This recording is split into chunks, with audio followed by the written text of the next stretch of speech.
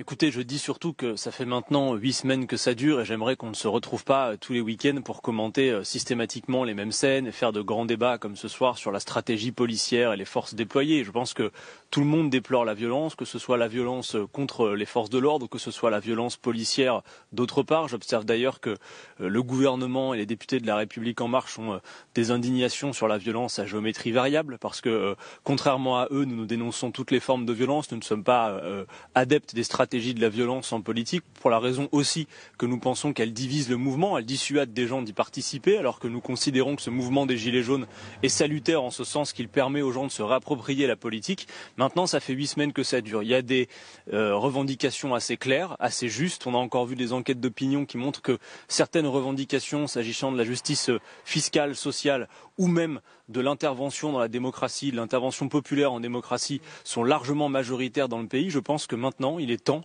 d'apporter une réponse politique à cette situation, une réponse politique qui soit à la hauteur de la souffrance profonde qui s'exprime dans le pays. Et cette réponse politique, elle va nécessairement contraindre.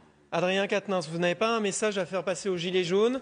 Vous ne leur dites pas attention, attention, ça peut très très mal finir tout ça. Il faut continuer à contester, à critiquer, mais sous d'autres formes. Beaucoup d'intervenants font ça très bien. Et je vous dis une chose, entendez-moi, les injonctions au calme, sans réponse politique, ne fonctionneront pas. Je vous mets en garde là-dessus. La preuve, ça fait 8 semaines que ça dure, ça ne fonctionne pas. Il faut donc une réponse politique, je le disais, à la hauteur de la souffrance qui s'exprime. Et je le dis, cette réponse politique va contraindre le cap qu'Emmanuel Macron entend maintenir. Donc soit maintenant Emmanuel Macron apporte une réponse politique à la hauteur, soit effectivement ce mouvement va continuer. Dans ce cas-là, c'est souhaitable qu'il continue. J'appelle de mes vœux qu'il continue toujours dans les formes les plus pacifiques qu'il soit. Et d'ailleurs, je note comme vous sans doute, et je regrette qu'il n'y ait pas eu assez d'écho là-dessus, que beaucoup de mobilisations hier, j'ai plein d'images à votre disposition, se sont passées dans le calme et dans le bon ordre. Et la violence, elle existe, vous l'avez illustré, vous l'avez montré, mais vous savez comme moi qu'elle ne représente pas ce mouvement dans son ensemble. Or, donner l'impression par le traitement médiatique parfois que la violence est l'essentiel du phénomène gilet jaune, eh bien provoque ce fait que les gens sont frustrés, sont impatients parce qu'ils souffrent et donc le mouvement continue.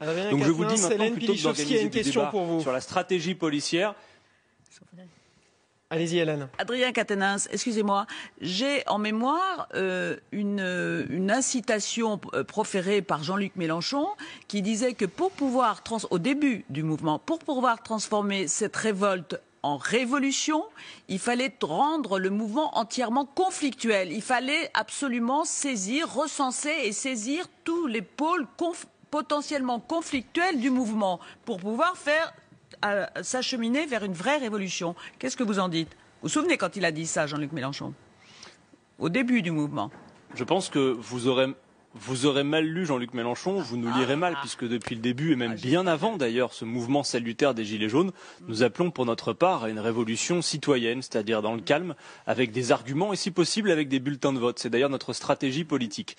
Mais encore une fois, je veux bien qu'on en reste toujours, et malgré tout ce temps quand même, 8 semaines que ça dure, à un débat sur est-ce que vous condamnez la violence, puis laquelle exactement, comment ça doit se passer, est-ce que vous appelez au calme?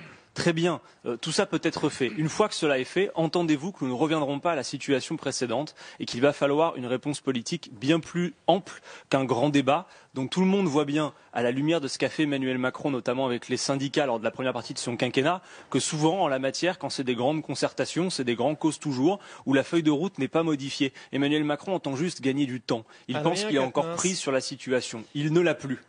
On a bien lu en tout cas l'un des derniers tweets de Jean-Luc Mélenchon et cette passe d'armes avec Christophe Castaner. Bataille au corps à corps sur les ponts de Paris. Est-ce un pouvoir républicain, celui qui donne de tels ordres? S'interrogeait donc le leader de la France Insoumise. On va voir peut-être la réponse du ministre de l'Intérieur. Vous voyez un corps à corps, je vois le sang-froid et le professionnalisme exemplaire de femmes et d'hommes visés par une attaque indigne. Un pouvoir républicain défend l'honneur de ses forces de l'ordre. Il n'est pas fasciné par leurs agresseurs, dit le ministre de l'Intérieur. On va écouter aussi Mounir Majoubi, le secrétaire d'État au numérique. C'était En toute franchise ce soir sur LCI. J'étais très choqué par le message de M. Mélenchon quand il l'a posté. Vous vous rendez bien compte que tous les gens qui manifestent là, aucun d'entre eux ne vient manifester en se disant qu'ils pourraient être blessés. Les forces de l'ordre, quand elles ne viennent pas pour taper. Les forces de l'ordre, elles sont là pour faire maintenir l'ordre. Elles ne sont pas là pour venir casser du gilet jaune. Elles viennent pour les protéger en premier et pour protéger les biens et les personnes dans la ville. Je pense qu'il faut rappeler les missions essentielles et tous ceux qui essaieront sur le côté de taper sur le gouvernement de façon lâche, comme l'a fait M. Mélenchon, ou d'exprimer des inquiétudes qui n'en sont pas de véritables sincères, ceux-là n'ont pas leur place. Adrien Quatennens, que répondez-vous à Mounir Majoubi et à Christophe Castaner? Bon, qu'ils confondent tout, c'est la confusion. Et d'ailleurs, je pense que, comme ce sont des personnages assez fins, intelligents, ils savent qu'ils entretiennent la confusion. Nous n'avons jamais appelé à l'insurrection violente. Nous appelons à des mobilisations pacifiques. Et nous sommes les premiers d'ailleurs à vouloir réhabiliter, non pas le terme de force de l'ordre, mais de gardien de la paix. Effectivement, oui, le rôle des gardiens de la paix, c'est de créer les conditions que l'exercice du droit fondamental de manifester se fasse dans le calme. Et je veux redire à votre micro ce soir que nous ne confondons pas tout. Oui, pour l'essentiel des policiers, des gendarmes, ils remplissent formidablement leur mission, qui est de permettre l'exercice de ce droit. Et dans le même temps, vous l'avez vu, ça a été notamment le cas à Toulon, il y a des débordements, il y a des violences policières, ça existe aussi. Et moi, je sais condamner la violence d'où qu'elle vienne, mais j'observe que ce gouvernement, lui, a des injonctions à géométrie variable. Donc plutôt que de faire un grand débat d'un niveau très finalement polémique, faut se hisser à la hauteur du moment. Parce que je vous le dis, sinon on va pouvoir se retrouver, faire de multiples duplex pour toujours commenter le tweet de l'un, le tweet de l'autre.